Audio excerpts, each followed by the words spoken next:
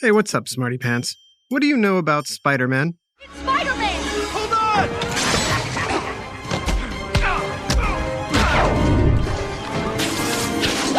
on! More specifically, how did Spider-Man get his powers?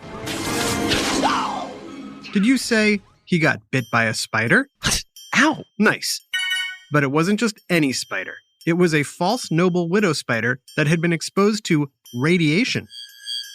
And while there are dozens of scientific flaws with this plot point, it's just plausible enough for audiences to buy it. And obviously, lots of people love Spider-Man.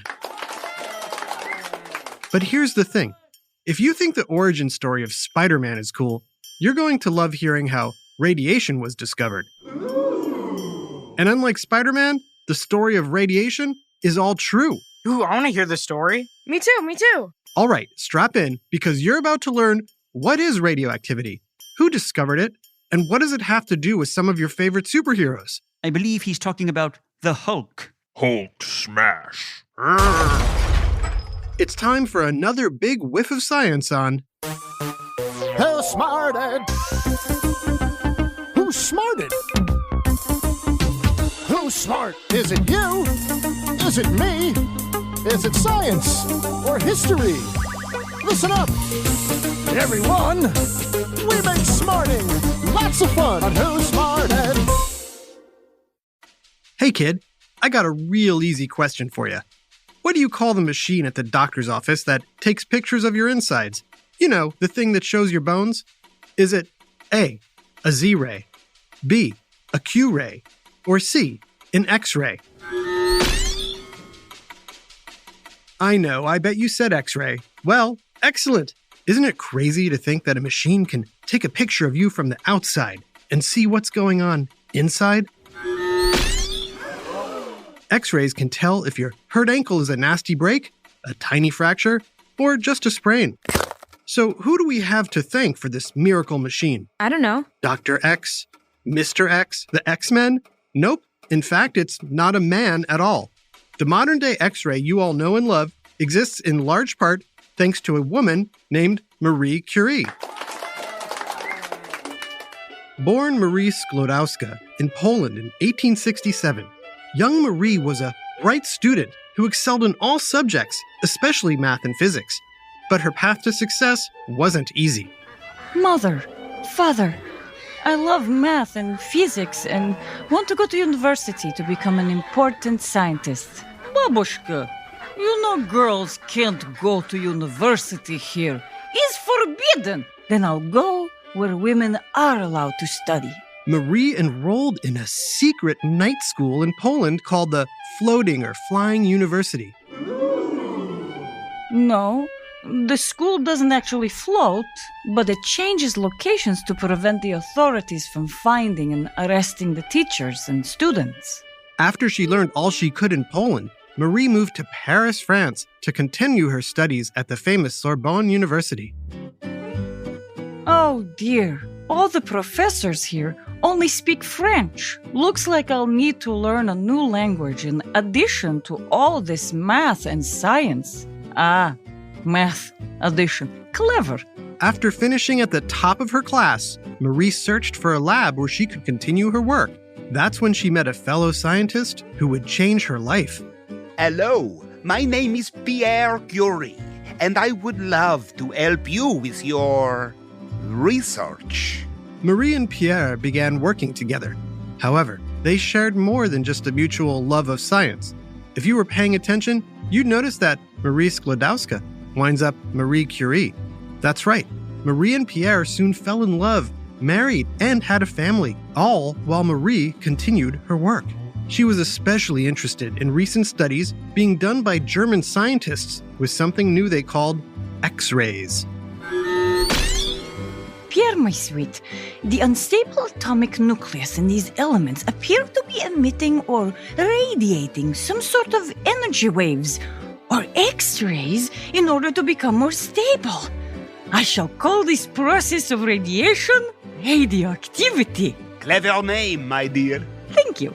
I've also discovered two brand new elements besides uranium that emit these radioactive waves. I shall call the first element polonium after my home country of Poland. Why, that is awfully nice of you. And the second new element shall be called radium, from the Latin word for ray. Oh, I thought you would maybe name it after me. Pierium has a nice ring to it. No. These incredible discoveries led the Curies to receive the greatest prize a scientist can win, the Nobel Prize.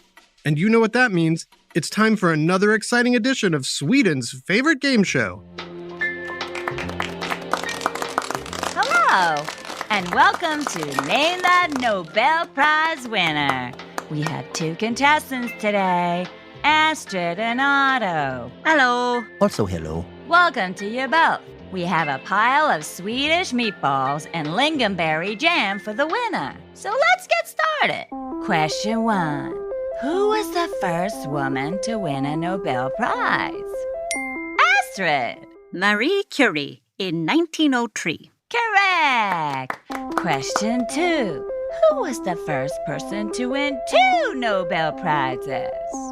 Astrid. Marie Curie in 1911. Also correct. Question 3. Who is the only person to win a Nobel Prize for 2 different sciences? Astrid. Marie Curie. Correct. Now our final question. Which family has won the most Nobel Prizes? Yes, Otto. Sorry, I was just testing my buzzer to see if it worked.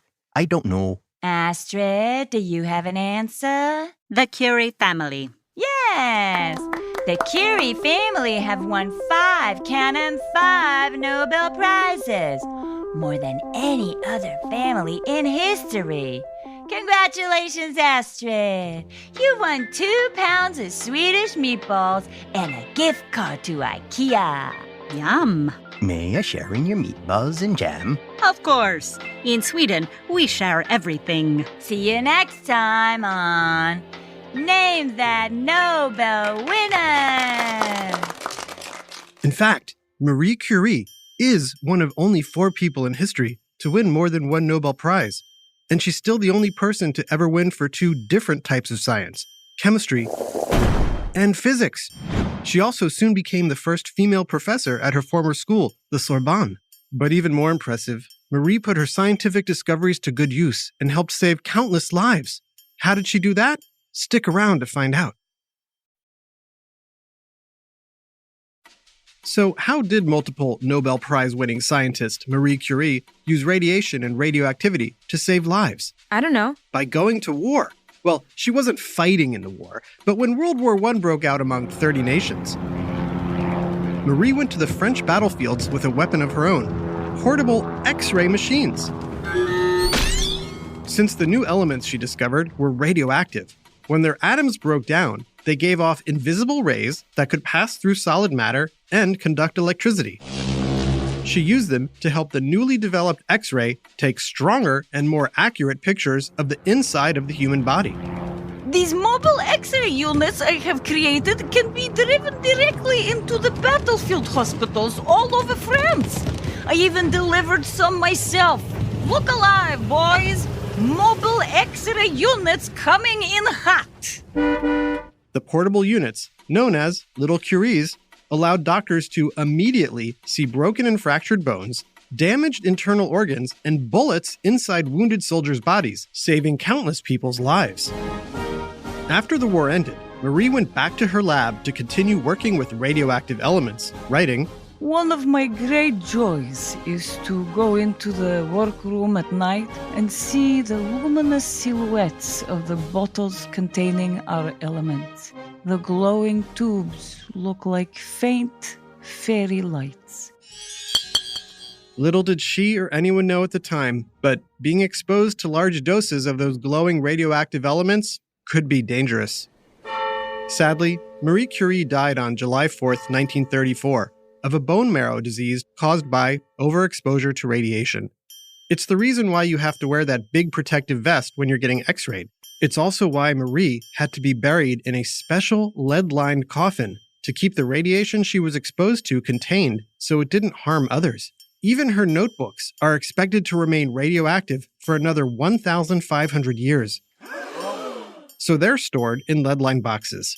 Anyone who wants to look at them has to sign a waiver and wear protective gear to shield themselves from contamination. Okay, Smarty Pants, last question. At the start of World War I, France put out a call for gold to help fund their war effort.